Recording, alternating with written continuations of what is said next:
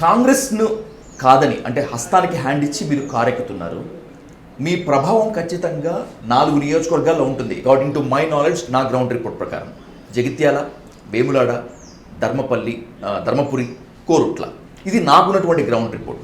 కానీ మిమ్మల్ని వ్యతిరేకిస్తున్నటువంటి వాళ్ళు రేవంత్ రెడ్డి వర్గీయులు మాత్రం చాలా సీరియస్గా కామెంట్ చేస్తున్నారు. From mainstream media to social media. Jeevan Reddy సార్ది ఏముంది?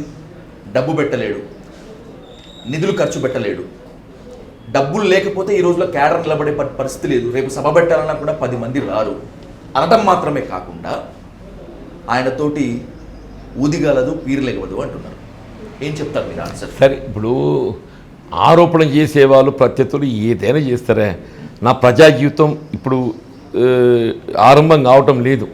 నా సుదీర్ఘ ప్రజా 81 పంచాయతీ సమితి అధ్యక్షుడు ఎంపికైనా. అసలు ఆ సమితి గెలుపే ఒక రకమైనటువంటి ఆనాడు ఏదైతే ఆనాడు నా జేబులో రూపాయి లేకుండా independent. I was only the president who was not joined into ruling party, Congress party. That's a revolution. అది ఒప్పుకుంటా. ఉప ఎన్నికల్లో 96 ఉప ఎన్నికల్లో ఏదైతే ఉన్నదో ఆడ కాంగ్రెస్ పార్టీ కనీసం ప్రతిపక్ష హోదా గుర్తింపు లేదా అన్నాడు. అప్పటికి ఇప్పటికి పాలిటిక్స్ అయితే చేంజ్ అయ్యాయి కదా జీవన్ రెడ్డి గారు. బికాజ్ ఎంత very costly, right? People are more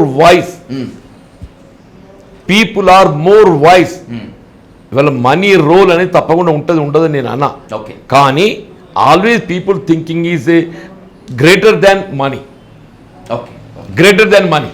ఇప్పుడు 2019 పట్టభద్రుల నియోజకవర్గానికి ఏదైతే ఉందో నేను ఎంపిక పోటీ చేసింది. నా రూపాయి లేదు, నేను ప్రతిపక్ష party. But people wanted me. ఒక ప్రశ్నించే గొంతుక కావాలి చట్టసభలో అని చెప్పని నాకు అవకాశం కల్పించారు. రాజకీయాలకు అతీతంగా అని చెప్పంటూ నేను ఫస్ట్ కౌంట్లో గెలిపించిందని చెప్పంటూ నేను మేము మొన్న ఏదైతుందో ఇక్కడ కాంగ్రెస్ పార్టీ అంటే ఆరంభం నుండి పటిష్టతకు పాటుపడ్డటువంటి వాళ్లకు మున్సిపల్ కౌన్సిల్స్ టికెట్ ఇవ్వలేదే. అసలు పార్టీకి సభ్యత్వం లేదు, సంబంధం లేదు, వాళ్ళకి టికెట్లు ఇచ్చిండ్రు.